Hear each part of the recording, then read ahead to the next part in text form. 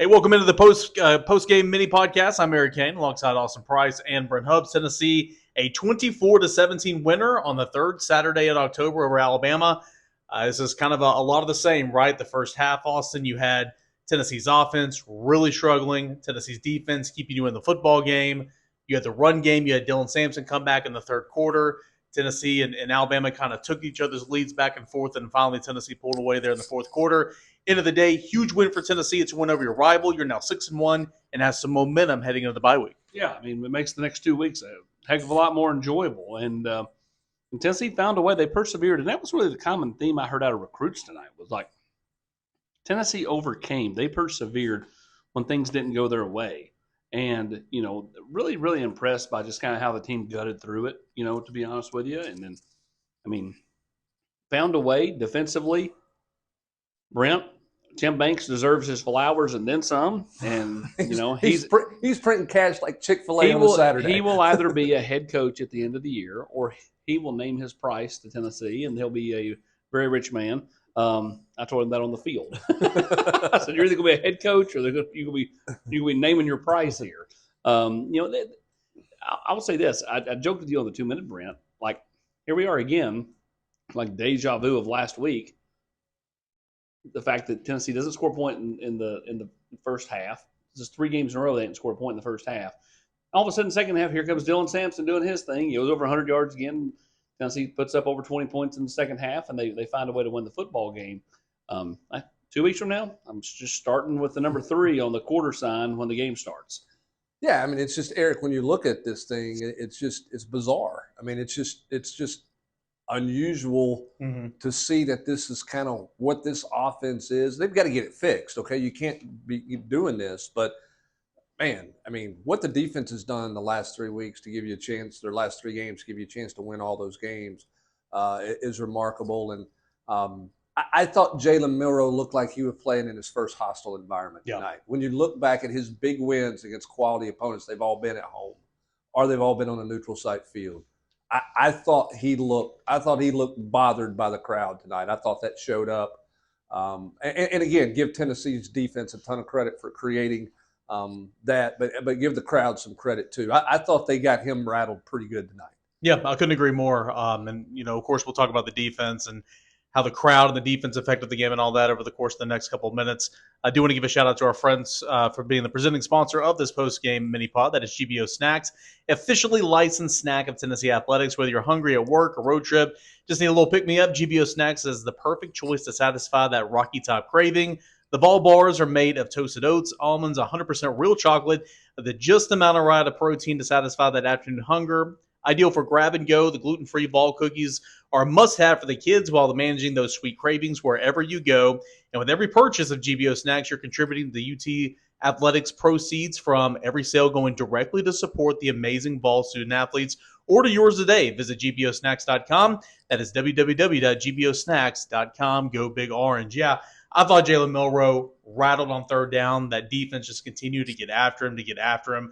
Several penalties. Everybody was saying, well, no light ball penalties, and I'm going to talk about these pre-snap penalties, but Alabama got flagged. What was it, 11 times tonight for 15 times for 115 yards, and a holding. They got a holding call against them. I know. I thought there were still a couple that were missed though. I thought the crowd played a huge factor, and that was kind of one of my keys, Austin, coming into the game. I thought it was so evenly matched that Tennessee's crowd playing at home was going to have to be a factor. It certainly was. Jalen Milroe was beside himself on a couple of those plays. The crowd was unmatched tonight, Eric. I mean, it really was. It was fantastic. It was good last week, but it was way better this week. And, they just I thought the final score was 26-17 because they should have been hit with a safety because James Pierce got held in the end zone. Yep.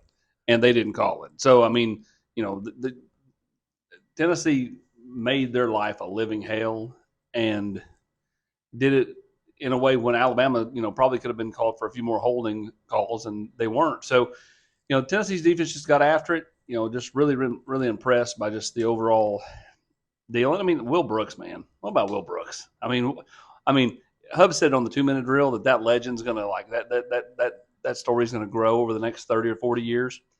Good for him. That dude took nothing but criticism all August. Stray after stray after stray. And all he's done has been one of Tennessee's most consistent defensive players. Arion Carter continues to play well. Jermod McCoy is a dude. I mean, a dude. Ricky Gibson played good football. I mean, he was in position even on some of the passes that, they completed on him. I mean, just as a whole, the defense they just seem like they're having a good time, man. Like, they're such a cohesive unit, and it's just a core group of guys that just lead. We continue to talk about this. It feels like every single week. It's the offense can't really figure it out. It's that defense not only keeping you in the football game, but you're asking your defense, like, hey, come up here for me. Come back. Help us out. Help us out. They do that, much like Florida. Like, you just continue to ask them, and a couple of those scoring drives for Alabama, it just kind of made it look easy. But they were probably tired, so tired. Yet finally, the offense kind of comes around. I echo what Austin said. I thought Jermon McCoy was fantastic. James Pierce continues to be active. That defense is special. Like, I kind of said this on the show entering the game that I did earlier in the week. This point in the season, like, sure, as Tennessee faced a juggernaut offense, not until tonight, and obviously this is the best offense Tennessee had faced, but you kind of are who you are. Mm-hmm. And Tennessee is a really, really good defense, and that was on full display once again tonight. Yeah, no doubt. And again, you talk about McCoy, and we've talked about Jamad, and the fact that he's been Tennessee's best transfer, most impactful transfer, terrific interception in the end zone. But hey, how about Jamad McCoy's out of the game because he got kicked in the back? Alabama recognizes it. They got Tim Banks with complete trust in Ricky Gibson, goes straight man coverage on the outside and inside the red zone. And Ricky Gibson on back-to-back plays defends that ball there and gets. He was in better position than the receiver was. I mean, I'm just telling. I mean, that's the growth. Josh Heupel, I remember we were down in the Larcella Center after the first scrimmage, and Josh Heupel said, "I really like my corners. I like the way the corners played and scrimmaged. I like where they're at. Those guys have played well. That whole defense is certainly playing well, and offensively."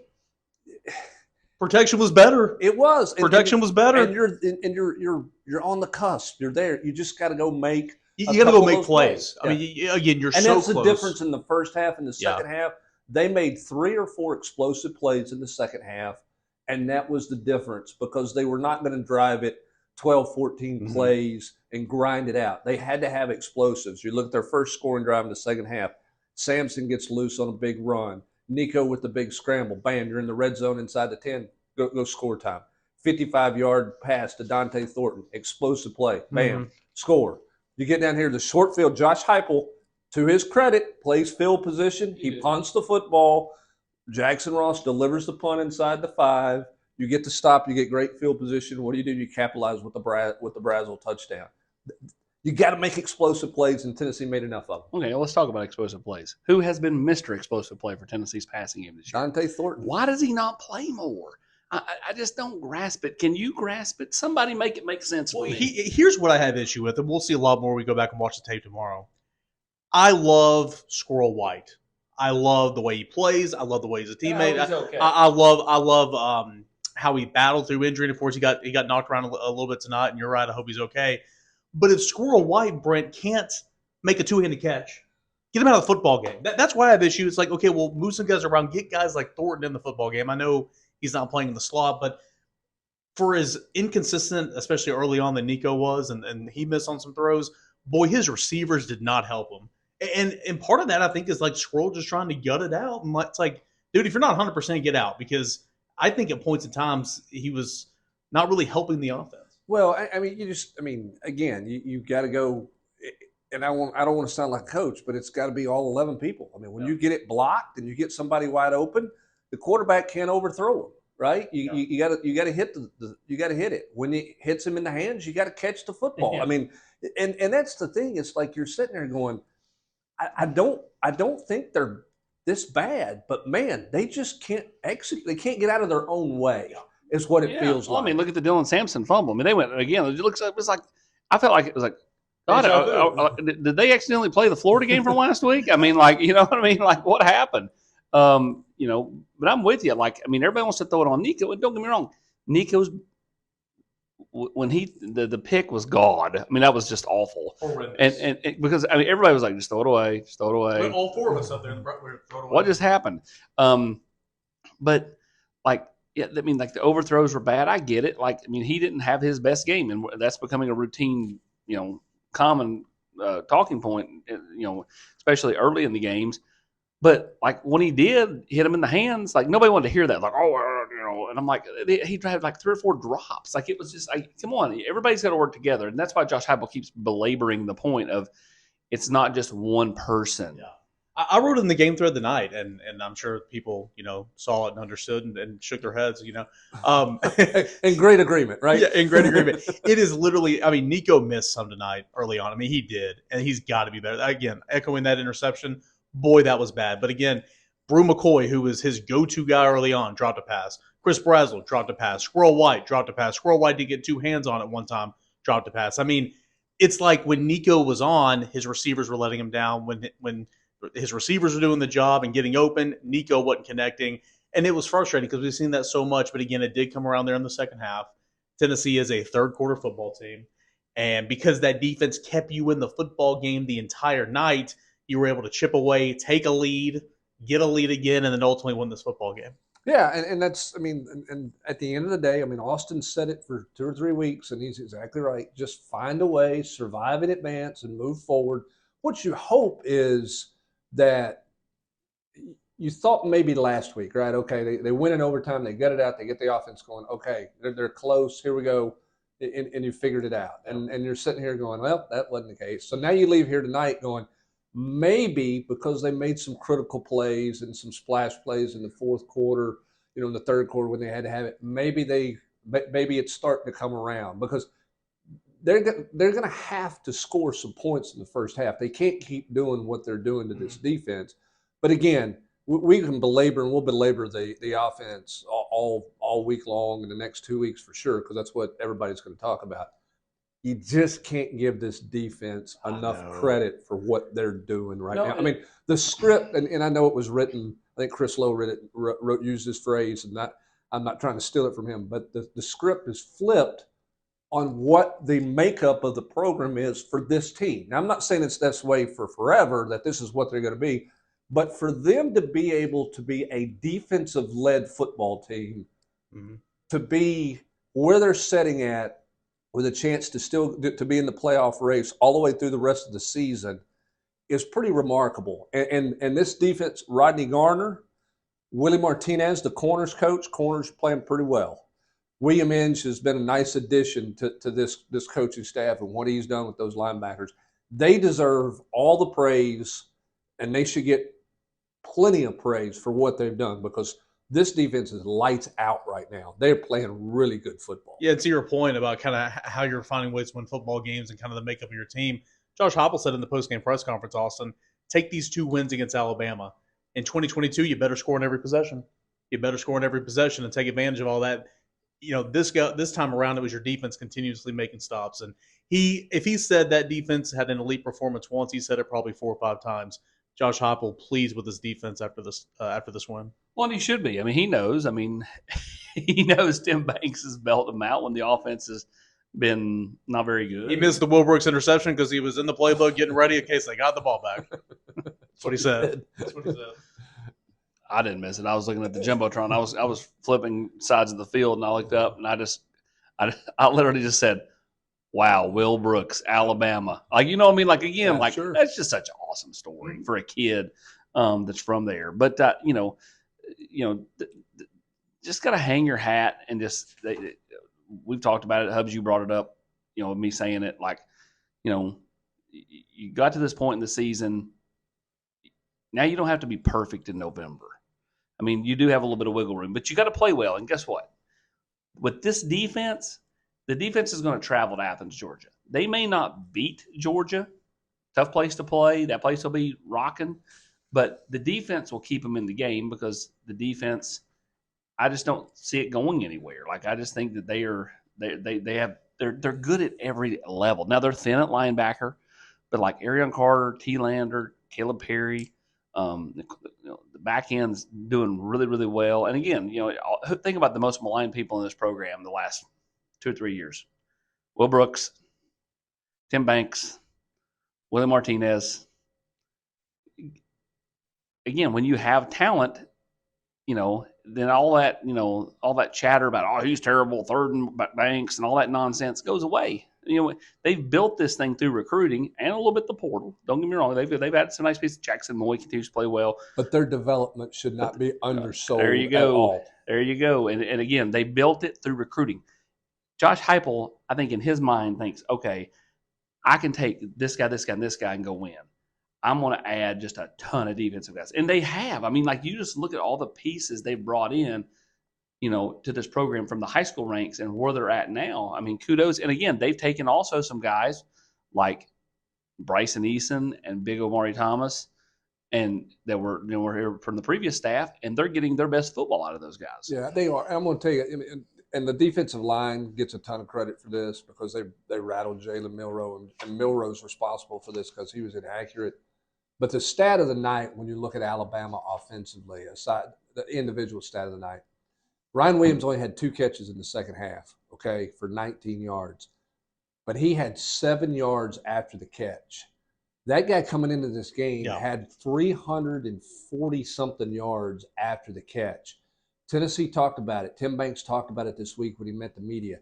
You got to get him on the ground. You can't let him catch and run. Now, he didn't have a ton of opportunities to catch and run because Milroe was all over the map with the football thanks to the defensive front. That guy's still special. I mean, he's not very accurate, but dude, when he breaks contain, geez. But to not let them have catch and run plays was really big and really really important, and they deserve a lot of credit for that because they did a really good job of limiting those types of plays in this game tonight. So. Again, that's not all in the secondary, but they did tackle well. They didn't have a busted, they didn't have a busted tackle. They didn't let a guy just get completely away from them. A couple of times they were wide open and Milroe missed him, but again, I thought the defense brought it, and I think Josh Heupel leaned on him. I mean, again, I think the decision on 4th and 6 at midfield, Josh Heupel's temptation as an offensive guy is always to go for it. Yeah, play field position there, and look what it got you out of it. It got you the ball game. It was a conversation that we had a couple of times tonight. I was like, well, in this 3rd and 10, if you get 5, he's probably going for it. If you don't, he needs a punt and play field position. And about Ryan Williams, he had a tremendous first half, of course. If you still thought Ryan Williams touched the ball way too much, he had 8 receptions. Guess how many targets Ryan Williams got in this football game? You thought Hendon Hooker threw it to Cedric Tillman a lot? 19 targets. 19 targets to Ryan Williams tonight. He had 8 receptions. So, and you're right, that yard after catch, man, 7 when he came in. That's a big number. I mean, that's a hellacious job by the defense to tackle. I mean, to get them on the ground was really good. And again, I mean, Tennessee had 9 TFLs, they had 3 sacks, 2 interceptions, PBU. James Pierce continues to play well. I mean, just they did what they needed to do. Their last 4 possessions, the defense. Wow. I mean, 3 and out, 4 and out, and interception. And how about very 04 Florida Tennessee-esque Boo Carter down there, jawing with the guy. Gets that extra. and he slaps it, and Boo slaps him right back, and he gets called on the Alabama guy. I was like, what are you doing, man? Like, it made it 4th and 22 at the end of the game. Yeah, the only difference is Boo actually swung second. Dallas Baker swung second, and he got caught, yeah. Jonathan Wade. And a lot of former Vols here tonight too, man. I mean, Darnell Wright, obviously, Alvin and Alante Taylor. Alvin broke up the press. Did you see that? He broke up the press conference. No, Josh I did Heupel. not. He poked his head through there and said, "Hey." That's fantastic. I was out there doing the recruits. It was a classic Alvin for sure. But I mean, just a lot of guys having fun. But I mean, let's face it. There's a lot of classes that went through in the last 15 years that never got to smoke a cigar, and I mean, those kind of guys that never have they get they're lighting them up and having a good time doing it. So for all the talk and all the gnashing of teeth in the first half, how much things change in just a half of football. Put this in perspective right here, okay? And again, like Brent said, we're gonna talk about the offense. We're gonna talk about how this team can get better. I mean, second bye weeks here, I think it's coming at the perfect time because the offense got to figure some things out. But look at this: Tennessee has beaten Alabama and Florida 4 combined times since Josh Heupel became Tennessee's coach in 21. From 07 to 2020, Tennessee was 1-2 and 27 against Alabama and Florida. I mean, that some consistency here with Josh Heupel against your big three, your big rivals. I know Georgia's left on schedule, but that's quite a stat. No doubt. And again, you want it all to be pretty, right? You want all the points. You got all the things you got to correct, and you have to correct those things. But just like I said last week, because you've seen Tennessee lose to Florida in a million different ways. Okay, you've seen Tennessee lose to Alabama in a million different ways as well, and some bizarre games and everything else. You're never going to say, well, I guess it was good to win, but it wasn't. No. You're not taking anything away from winning this football game and winning last week. And again, however you got to get there. We talked about it, Austin and Eric, and all the summertime stuff. We started looking at this schedule. What do you got to be? Where you got to be? You had to be no more than a one-loss team going into the second bye. And that's what Tennessee's done. They had to win the last two games at home. You had to hold serve at home. It wasn't pretty, but you found a way to do both of them. And there'll be some tough games. Kentucky's a good defensive team. They'll be. I mean, again, I would still take Tennessee. That's what Tennessee owns. Kentucky, like kind of Florida's own Tennessee over the years, but that'll be a tougher game, especially if Tennessee continues to sputter offensively. And then Vanderbilt at the end of the year, Vanderbilt's really good, but if Tennessee just beats Mississippi State and Kentucky, they're beating UTEP.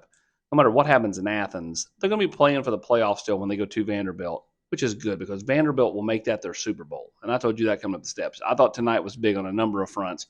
You did not want to go into potentially that Vanderbilt game with, nothing on the line. As long as you take care of business like you're supposed to against the teams you're favored to beat from here on out, then you're going to go into that last game with plenty of motivation. Yeah, but you just talk about the growth and the maturity and development of the program, Eric. I mean, winning close games, finding ways has been a bugaboo, right? I mean, we can go back to the Terrence Cody block. Tennessee couldn't get that one. Okay, that was a better Alabama team. Whatever, but you couldn't get over that hump of winning close games, right? Tennessee under Josh Heupel in a variety of ways against rival opponents, games you're judged by, has found ways to win. Now, it's been at home. It hadn't been on the road. I know all that, but they've found ways to win, and they found a way to win tonight. And, again, ride it. I mean, it's stressful. It's gray hair, all those types of things. But, man, it's a good ride. Ride it. Yeah, and again, the offense was so gross. Right? You texted us all at halftime. It was gross. I mean, it was gross. But you improved. You put points on the board. And like you said earlier in the show, man, like, you beat Alabama. Like, don't apologize for it. You are 6-1 on the season. You have a bye at the perfect time. As frustrating and as it just wasn't in sync, that offense, we still think that it's right there. You got guys running open against Florida secondary, Alabama secondary. Like, you are a good football team. You are 3-1 in Southeastern Conference play. You are 6-1. You're in great position for the college football playoffs, and you get to rest up and reset this week. So, yeah, ride it. Ride this sucker out. I mean, it's much better beating Alabama going to the bye week than losing to Alabama going into the bye week. Do you want to give a big thanks to our friends over at GBO Snacks for being a proud sponsor of the show? Again, GBO Snacks, you're contributing to UT Athletics as proceeds from every sale go directly to support the amazing student athletes. Order yours today at gbosnacks.com. That is gbosnacks.com. Go Big Orange. All right, Tennessee beat Florida in overtime last week. Tennessee beat Alabama this week, 24-17. Pretty good 2-week stretch here, Austin Price. And again, it's a bye week, time to reset, get healthy, and try to fix that offense. And I'm sure that'll be a focus this week. Yeah, try to use this as a 2-week jaunt to get some of those younger players better. Get guys healthy, and again, get ready for the big stretch run because you had 4 bye, then 3, then a bye. Now you got 5 in a row in the month of November, and again, there'll be some of them that are tough. You'll be favored in most of them, but you're still going to have to come and take care of business. But as long as Tennessee's got Tim Banks calling the defense and the defense playing the way it is, then they'll be in pretty good shape. Pretty good when you can win in the line of scrimmage on the defensive side, and Tennessee is playing on their side of the line of scrimmage. Yeah. I mean, there were times Milroe had a lot of time. They didn't get pressure there, but boy, in the second half, they got after him really well. So, fun game and big-time win for Tennessee. However means by any – it's like the old what's the movie where the kid's arm's really good and then he loses his arm? That's It's what I call it. I like- said that rookie of the year. Yeah, He was Henry by Rowan Gardner. By any means necessary. Just you do it whatever you do. Well, it, I buddy. said that about when Nico got hit and came back in, and all of a sudden he started to look like he was a little sharper, and I said maybe that was his Henry Rowan Gardner moment. But I mean, however you got to do it, Float you it, do baby, float it. And Tennessee is doing it however they got to do it. That's how they got to win tonight. Hey, all I know is my kid's 2-0 watching Alabama at home. I'll be taking donations on how to get her to Tuscaloosa next year. Last year I tried to get her to go, and she goes, Dad, because she had never watched Tennessee lose ever in person. That since got broke because she was at a basketball game they lost against South Carolina. But she's like, Dad, I just don't think they're going to win. I don't want to break my streak. But now a little pressure's on Addison. A little pressure's on her. 24-17, Tennessee has won back-to-back games over Alabama at home for the first time since 04 and 06. Quite a good night here at Neyland Stadium. Field stormed. Goalposts are no longer down there. There's chunks of the field that's out. You just beat one of your biggest rivals. So celebrate heading on into the bye week. We're going to have plenty of coverage all night long, all tomorrow, all week long, getting you set for Tennessee and Kentucky here in a little bit. But here from Neyland Stadium here late on a Saturday night, Tennessee a 24-17 winner. With Brent Hubbs, I'm Eric Kane and Austin Price. Thanks so much for being here on the Postgame Mini Pod.